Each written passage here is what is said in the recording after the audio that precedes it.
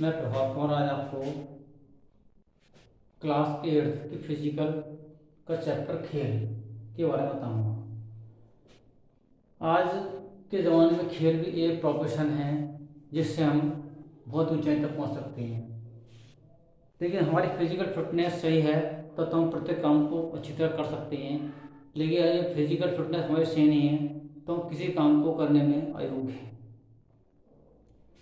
खेल एक बहुत ही रोचक प्रक्रिया है जिसको हर बच्चा खेलना चाहता है। हर व्यक्ति इसको खेल कर अपने शरीर को स्वस्थ रखना चाहता है। तो इसके बारे में क्वेश्चन आपको बताएंगे हम कि खेल की परिभाषा दीजिएगा। एक्चुअल खेल क्या है कि खेल एक ऐसी प्रक्रिया है जिसमें व्यक्ति स्वतंत्र होकर किसी प्रकार की शारीरिक क्रिया करता है। मंडल के दो खेल बताने हमारे लिए, तो मंडल के जो खेल हैं अग्निकुंड और अंगार। और खेल तो आपके वैसे बहुत हैं लेकिन मैंने दो पूछे, दो ही आपको बता दिए। द्वंद्व के दो खेलों का नाम बताइएगा। तो एक तो दीवार युद्ध है जिसमें क्या करते हैं कि दीवार बनाते हैं और दूसरे व्यक्ति इसको तोड़ते हैं। टैंक युद्ध, 5-5, 6 व्यक्ति अपने टैंक बनाते हैं और आपस में टकराते हैं। अगला क्वेश्चन दिया है कि खेल का अर्थ बताइएगा। खेल को कई नामों से जान सकते हैं जैसे क्रीड़ा, कूदना आदि। खेल मनुष्य की जन्मजात प्रवृत्ति है। मनुष्य में खेल प्रक्रिया शैशवावस्था से प्रारंभ हो जाती है जो आयु के साथ साथ अलग रूपों में व्यक्त होती है। चरक संहिता के अनुसार धनार्थ काम मोक्षाणाम आरोग्य मूल कारणम, अर्थात धर्म और अर्थ मोक्ष, ये चारों तभी प्राप्त होते हैं जब शरीर स्वस्थ हो।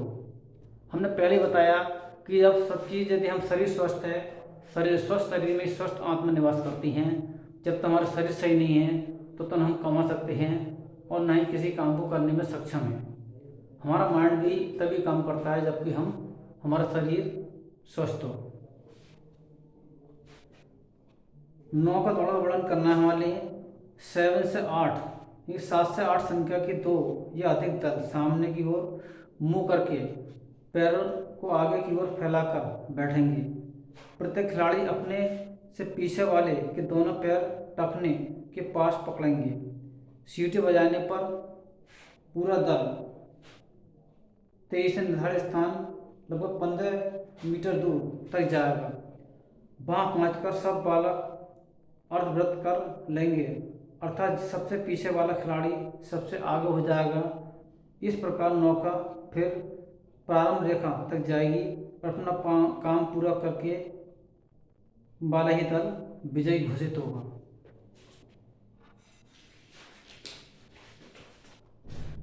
खेल का महत्व एवं सिद्धांत। खेल हमारी सांस्कृतिक विरासत है। खेल खेलने से अपृष्टता, जातिवाद, अलगाववाद की भावना शांत हो जाती हैं। खेल द्वारा राष्ट्रीय एकता की अनुमति प्राप्त होती है और मस्तिष्क एकाग्र होता है। खेल के सिद्धांत। स्वाभाविकता का सिद्धांत। खेल में बालक स्वभाव से रुचि लेते हैं, अतः बालक को जो भी शिक्षा प्रदान की जाए वह उसके स्वभाव के अनुकूल प्रदान की जाए, क्योंकि बच्चों के सिद्धांत या बच्चों के मन के विपरीत कोई काम कराएंगे तो मन से नहीं करेगा। नंबर 2, स्वतंत्रता का सिद्धांत।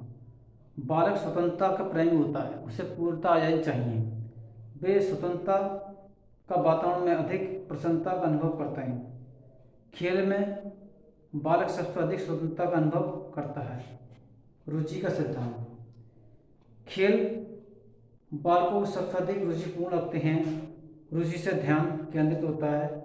इस दृष्टि से बालकों को खेल द्वारा शिक्षा प्रदान की जाती है।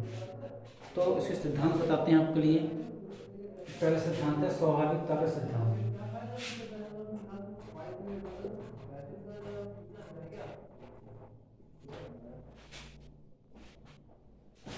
पहला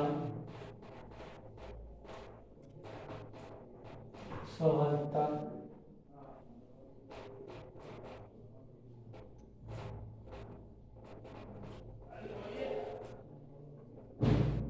सिद्धांत।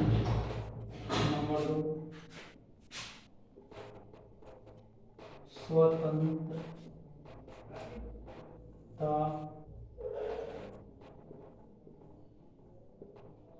का सिद्धांत।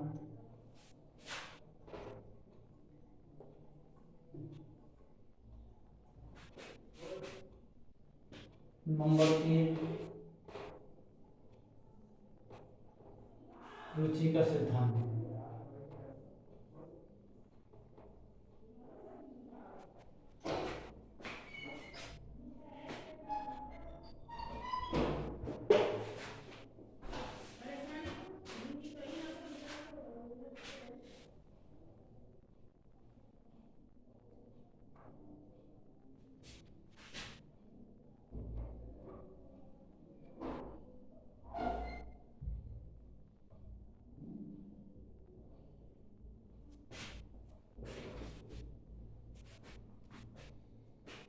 कौशल विकास के खेल। जूडो के अखाड़े को क्या कहते हैं? सिंघांचल।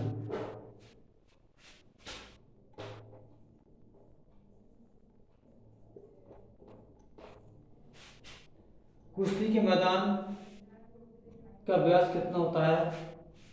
7 मीटर।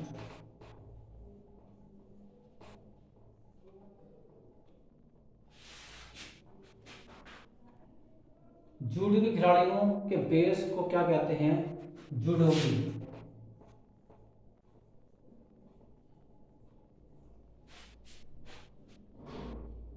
कुश्ती के कितने चक्र होते हैं? 3-3 मिनट के 2 चक्र।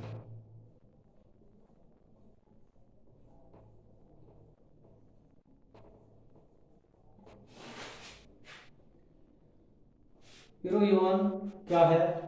हवा में ऊपर थ्रो के साथ चित की स्थिति में लाना या सामान्य तकनीकी लगाकर 25 सेकंड तक होल्ड करना। यो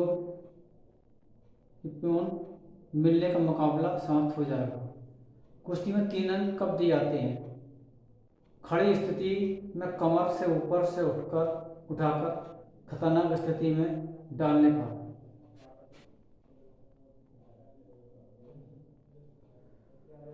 नागेबाजा क्या है?